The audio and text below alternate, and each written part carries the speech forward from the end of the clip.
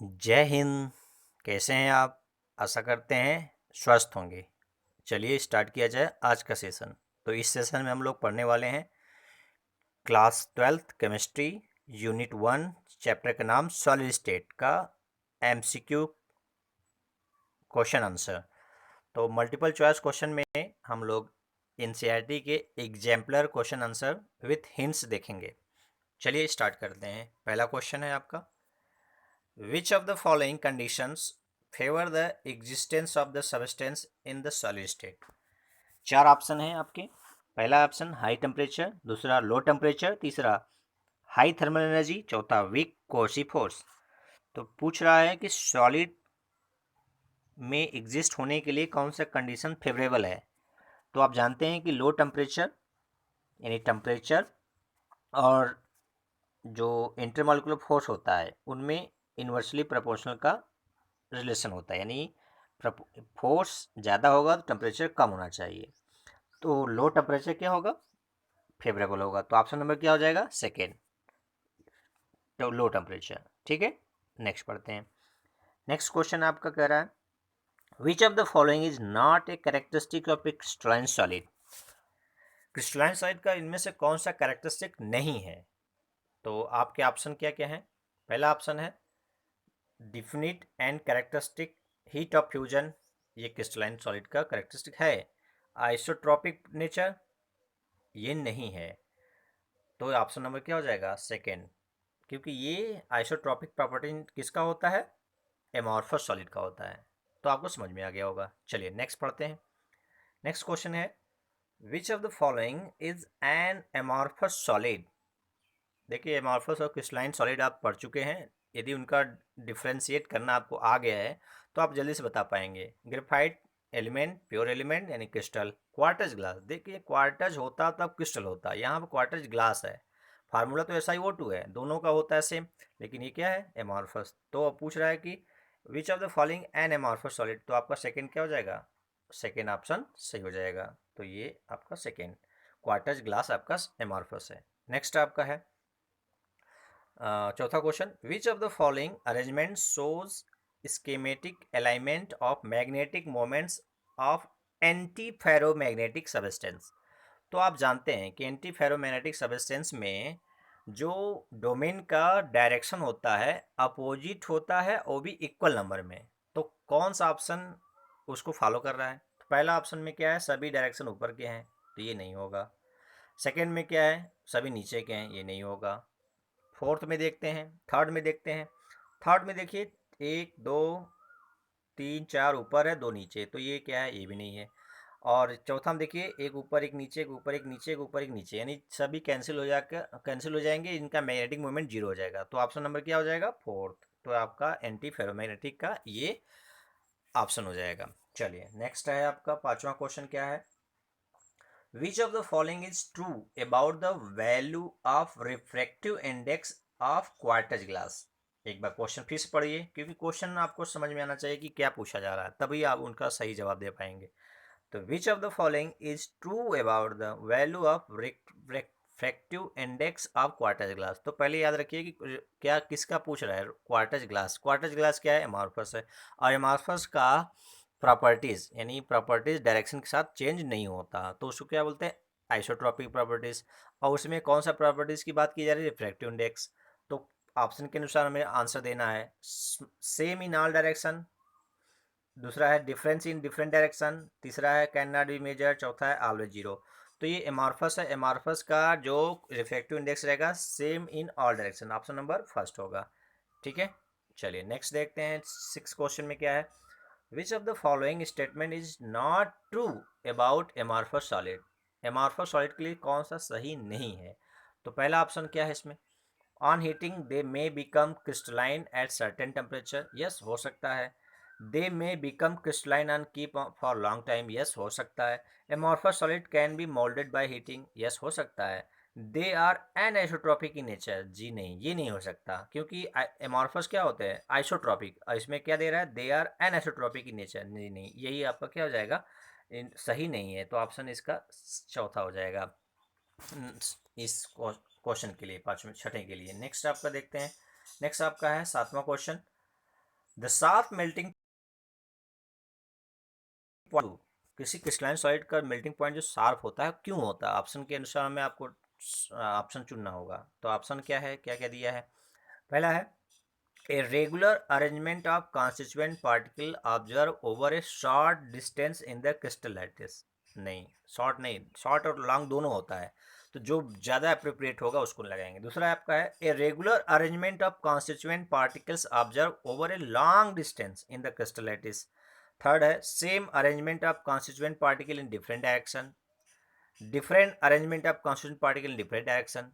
देखिए ये सब लगभग लगभग सही है, लेकिन इनमें से कौन अप्रोप्रिएट सही है, तो अप्रोप्रिएट क्या है आपका सेकंड, क्योंकि इसमें क्या है regular arrangement of constituent particle observe over a long distance in the crystal lattice. इसके कारण से क्या होता है, ये आपका शार्प मेल्टिंग पॉइंट रखता है, तो ऑप्शन नंबर सेकंड हो जाएगा। नेक्स्ट आपका क्वेश्चन है, आठवां क्वेश्चन क्या है, iodine molecule are held in the crystal lattice by. तो आयोडीन मॉलिक्यूल आपका पहले है क्या, मॉलिक्यूलर सॉलिड है। मॉलिक्यूलर सॉलिड में क्या होता है, जब आयोडीन और आयोडीन के बीच कोवलेंट बॉन्ड, ये एक मॉलिक्यूल हो गया, और दूसरा आयोडीन मॉलिक्यूल आई के बीच कोवलेंट बॉन्ड, तो इन दो मॉलिक्यूल के बीच क्या होता है, यहाँ पर इंटर जो मॉलिक्यूलर फोर्स होता है वो क्या है, लंदन फोर्स होता है। तो ये कह रहा है iodine molecule are held in the crystal lattice by, option क्या है उसके अनुसार आपको लगाना है। London force, dipole dipole interaction, no, इसमें डाइपोल तो जनरेट होगा ही नहीं। कोवैलेंट बॉन्ड नहीं, कोलम्बिक फोर्स नहीं, तो ऑप्शन नंबर क्या हो जाएगा, फर्स्ट, ये आपका हो जाएगा लंदन फोर्स। चलिए नेक्स्ट देखते हैं, विच of the following is network solid. तो नेटवर्क सॉलिड के एग्जांपल आप पढ़े होंगे, सिलिकन, सिलिकन कार्बाइड, ग्रेफाइट और एल्युमिनियम नाइट्राइड, ये सब क्या है आपके नेटवर्क सॉलिड हैं। तो इसमें कौन ऑप्शन क्या है, क्या है उसके अनुसार लगाइए। Sulphur dioxide no, iodine no, ये नहीं है, ये नहीं है, डायमंड यस, H2O नो, तो आपका ऑप्शन क्या हो जाएगा, थर्ड।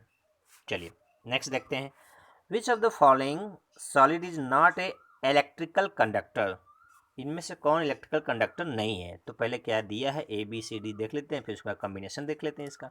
मैग्नीशियम कंडक्टर होता है, टिटेनियम ऑक्साइड कंडक्टर होता है, आयोडीन कंडक्टर नहीं होता, और वाटर सॉलिड फॉर्म में रहेगा तो कंडक्टर नहीं होगा, तो ये भी नहीं है, ये भी नहीं, तो ऐसा कॉम्बिनेशन कौन सा ऑप्शन है जो दोनों का है, तो A ओनली नहीं, B ओनली नहीं, C और D नहीं, थर्ड में क्या है, CD नहीं पूछ रहा है, तो ये क्या होगा आपका ऑप्शन नंबर थर्ड हो जाएगा, कि इसमें पूछ रहा है कि नहीं है, नॉट एन इलेक्ट्रिक कंडक्टर, तो आपका ऑप्शन नंबर सी हो जाएगा। चलिए नेक्स्ट देखते हैं, नेक्स्ट में है which of the following is not the characteristic of ionic solid. देखिए जहाँ पर नॉट दिया है वहाँ पर ध्यान से हमें करना है कि क्या पूछ रहा है, हमें जो आ रहा है वो नहीं, हमें क्वेश्चन कैसा पूछ रहा है उसके अकॉर्डिंग हमें करना होता है। तो इसमें पूछ रहा है following is not the characteristic of ionic solid, तो वेरी लो वैल्यू ऑफ, पहला ऑप्शन है वेरी लो इलेक्ट्रिकल कंडक्टिविटी इन मोल्टन स्टेट, दूसरा है ब्रिटिल नेचर, आयनिक कनेक्टर का होता है ये, very strong force of attraction होता है, एनोसोट्रॉपिक नेचर होता है, तो कौन नहीं इसमें, पहला ऑप्शन में क्या है, very low value of electrical conductivity in the molten state. देखिए आयनिक कंपाउंड एक्वस कंडीशन और मोल्टन स्टेट में इलेक्ट्रिसिटी का गुड कंडक्टर होता है, ठीक है। तो इसमें कह रहा है कि low current value of electric conductivity, तो ये इसके लिए सही नहीं है। तो नेक्स्ट पढ़ते हैं, नेक्स्ट आपका है graphite is a good conductor of electricity due to presence of, तो ग्रेफाइट इलेक्ट्रिसिटी का गुड कंडक्टर है, ये आप 10th से पढ़ते हैं कि क्यों है, क्योंकि बैलेंस फ्री इलेक्ट्रॉन होता है, तो ऑप्शन नंबर क्या हो जाएगा, सेकेंड। लोन पेयर नहीं, कैटायन नहीं, एनायन नहीं, फ्री वैलेंस इलेक्ट्रॉन, ये सही होगा। चलिए नेक्स्ट देखते हैं, 13 क्वेश्चन क्या कह रहा है, which of the following oxide behave as a conductor or insulator depending upon temperature. यानी इसमें से कौन सा ऐसा सब्सटेंस है जो टेम्परेचर डिपेंडेंट इसकी इलेक्ट्रिकल कंडक्टिविटी होती है। Titanium oxide, silicon oxide, titanium trioxide, magnesium oxide. देखिए चारों ऑक्साइड हैं, लेकिन इसमें कौन सा एलिमेंट का ऑक्साइड क्या होता है, टेम्परेचर डिपेंडेंट है, यानी कुछ टेम्परेचर पे कंडक्टर होगा, कुछ टेम्परेचर पे इंसुलेटर की तरह काम करेगा, तो ऑप्शन नंबर आपका थर्ड हो जाएगा। ये आपको मेमोरी बेस्ड क्वेश्चन है, इसको आपको याद रखना होगा। चलिए नेक्स्ट पढ़ते हैं, विच of the following oxide shows electrical properties like metals. अच्छा इसमें से चारों में से कौन सा, पहला क्या है SiO2 सिलिकॉन ऑक्साइड, दूसरा है मैग्नीशियम ऑक्साइड, तीसरा है सल्फर डाइऑक्साइड, चौथा है क्रोमिक ऑक्साइड, क्रोमियम ऑक्साइड। तो ये चार में से कौन सा ऐसा सब्सटेंस है जो मेटल की तरह इलेक्ट्रिकल प्रॉपर्टी शो करता है? तो सिलिकॉन ऑक्साइड नहीं, बालू है। मैग्नीशियम ऑक्साइड नहीं, वो आयनिक कंडक्टर है, सॉलिड स्टेट में नहीं करेगा। सल्फर डाइऑक्साइड गैसीय स्टेट है लेकिन सॉलिड स्टेट में नहीं करेगा क्योंकि आयन नहीं होंगे। क्रोमिक ऑक्साइड इसमें होगा, ये मेटल के जैसा इलेक्ट्रिकल कंडक्टिव प्रॉपर्टी शो करेगा। नेक्स्ट आपका है the lattice site in a pure crystal can not B occupied by. तो आपको पता है कि लैटिस साइट में एटम होते हैं या आयन होते हैं या मॉलिक्यूल ट्रैप होते हैं। लैटिस साइट पर कभी भी इलेक्ट्रॉन नहीं से होते हैं। तो ऑप्शन जो है उसके अनुसार लगाइए। पहला ऑप्शन मॉलिक्यूल दिया है, ये होता है। आयरन होता है इलेक्ट्रॉन नहीं होता, एटम होता है। तो कह रहा है कैन नॉट बी ऑक्युपाइड, तो electron can not B occupied on lattice site of crystal. किसी क्रिस्टल लैटिस में जो लैटिस साइट होते हैं उसमें इलेक्ट्रॉन कभी भी नहीं होते हैं, ऑक्युपाई करते हैं। तो ऑप्शन नंबर क्या हो जाएगा? थर्ड। चलिए नेक्स्ट पढ़ते हैं। Graphite can not be classified as. Graphite किस किस सॉलिड में क्लासिफाइड नहीं किए जा सकते? ऑप्शन क्या है? पहला कंडक्टिंग सॉलिड, ये होता है। सेकेंड ऑप्शन है आपका नेटवर्क सॉलिड, ये होता है, दोनों होता है। कोवेलेंट सॉलिड ये भी होता है। आयनिक सॉलिड ये नहीं होता। तो इसका ऑप्शन नंबर क्या हो जाएगा? फोर्थ। चलिए नेक्स्ट देखते हैं। 17वां क्वेश्चन क्या है? Cations are present in the interstitial site in. किसमें कैटायंस अपने इंटरस्टिशियल साइट में कैटायन किस डिफेक्ट में होते हैं? Frenkel defect. फ्रैंकल डिफेक्ट में क्या होता है? आपको पता है कि कैटायन अपना साइट छोड़कर इंटरस्टिशियल साइट पर चले जाते हैं। इससे जो डिफेक्ट आता है उसे क्या बोलते हैं? फ्रैंकल। तो ऑप्शन नंबर क्या हो जाएगा? पहला। शॉर्ट की में क्या होता है? कैटायन और एनायन इक्वल नंबर में क्या होते हैं? इक्वल नंबर में क्या होता है? मिस होते हैं साइड से। वैकेंसी डिफेक्ट में एटम या आयन क्या होता है? अपने साइड से मिस हो जाते हैं। मेटल डिफिशियंसी क्या होता है? जिसमें एनायन की तुलना में मेटल आयन की संख्या कम हो जाती है। तो ऑप्शन नंबर आपका क्या हो जाएगा? फर्स्ट हो जाएगा। चलिए नेक्स्ट पढ़ते हैं। 18वां क्वेश्चन क्या कह रहा है? जी हाँ, देखिए शॉर्टकी से भी रिलेटेड क्वेश्चन आ गया। Schottky defect is observe in crystals when some cation move from their lattice side to interstitial side. No, ये तो इसके कारण से तो फ्रैंकल होता है, तो ये नहीं होगा। दूसरा, equal number of cation and anion are missing from the lattice side, ये होता है। तीसरा, चौथा भी पढ़ना चाहिए क्योंकि कभी कभी चारों या एक दो तीन ऐसे भी पूछ लेता है, इसलिए चारों क्वेश्चन चारों ऑप्शन में पढ़ना चाहिए। तीसरा ऑप्शन है some lattice site are occupied by electron. No. Some impurities present in the lattice side. No. तो ये ऑप्शन नंबर आपका क्या हो जाएगा? सेकेंड। चलिए नेक्स्ट पढ़ते हैं। 19वां क्वेश्चन क्या है? Which of the following is true about the charge occupied by p type semiconductor? तो आपको पता है कि p टाइप का सेमीकंडक्टर कब बनता है? जब हम सिलिकॉन यानी सेमीकंडक्टर में सिलिकॉन में या जर्मेनियम में किस ग्रुप के एलिमेंट को मैच मिला देते हैं? 13 ग्रुप। किस ग्रुप के? 13 ग्रुप, जैसे बोरान, एल्युमिनियम, गैलियम, ये सब मिलाते हैं तो उससे जो वैलेंसी पूरी नहीं हो पाती सिलिकॉन की, वहाँ पर एक होल बन जाता है। क्या बन जाता है? एक होल बन जाता है। तो होल के कारण क्या होती है? वहाँ पर कंडक्टिविटी हो जाती है। तो होल बनने से जो कंडक्टिविटी होगी वहाँ पर उसको पी टाइप का सेमीकंडक्टर कहते हैं।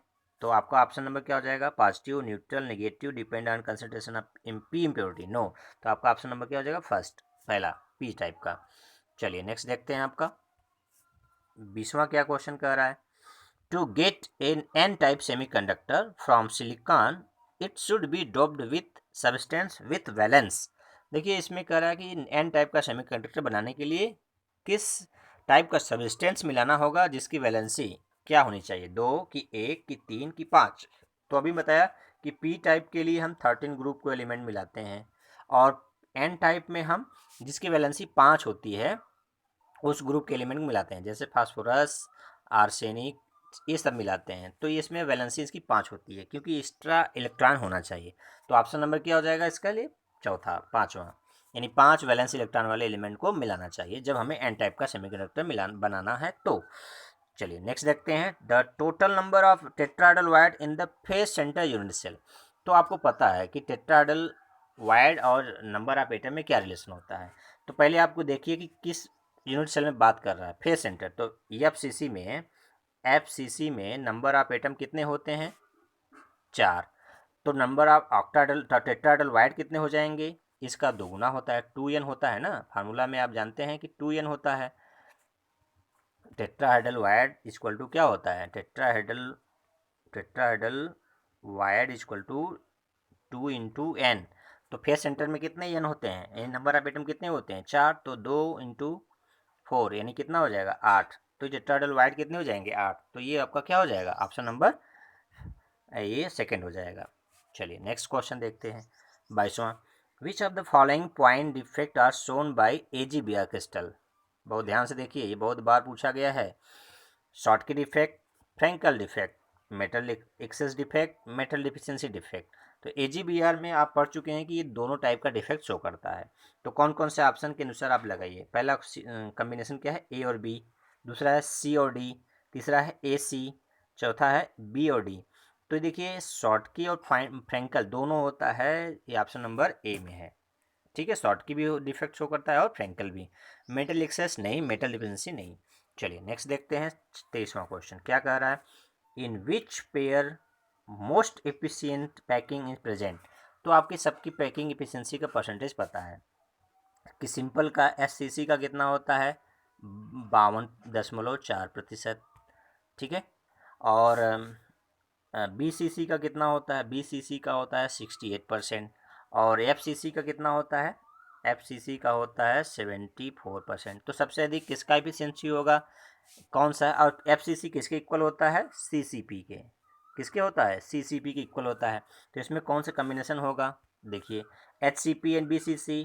देखिए BCC HCP no, HCP and CCP yes. देखिए HCP CCP और FCC तीनों का क्या होता है क्या होता है 74 होता है 74। तो इनका पैकिंग एफिशिएंसी सबसे अधिक होगा, तो ऑप्शन नंबर सेकंड हो जाएगा। नेक्स्ट देखते हैं 24वां। The percentage of empty space in a body centre cubic arrangement is.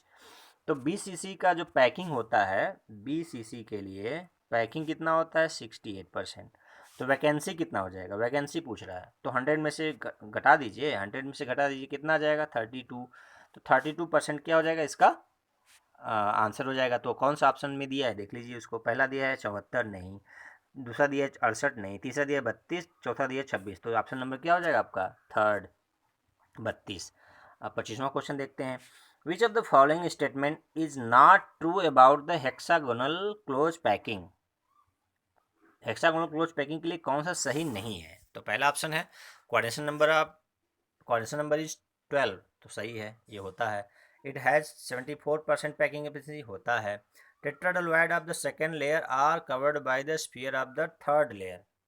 कह रहा है, फिर से सुनिए, टेट्राहेड्रल वायर्ड of the second layer are occupied by the sphere of the third layer. और चौथा क्या है, in this arrangement sphere of the fourth layer are exactly align with those of the first layer. ये दूसरा third भी होता है, लेकिन देखिए हेक्सा HCP जो होता है HCP, इसमें ये किस टाइप का क्रिस्टल है AB की ABC AB। तो थर्ड लेयर ही क्या हो जाए एग्जैक्ट अलाइन हो जाता है। यहाँ पर कह रहा है फोर्थ लेयर, क्या कर रहा है फोर्थ लेयर, जो कि क्या होता है ये CCP में होता है। तो आपका कह रहा है नॉट ट्रू, तो ये क्या है चौथा वाला सही नहीं है। तो ये 25 क्वेश्चन का ये क्वेश्चन आंसर आप लोग किए। बचे हुए क्वेश्चन अगले हम वीडियो में डिस्कस करेंगे। तो वीडियो कैसा लगा, वीडियो देखने के लिए धन्यवाद। जय हिंद, जय भारत।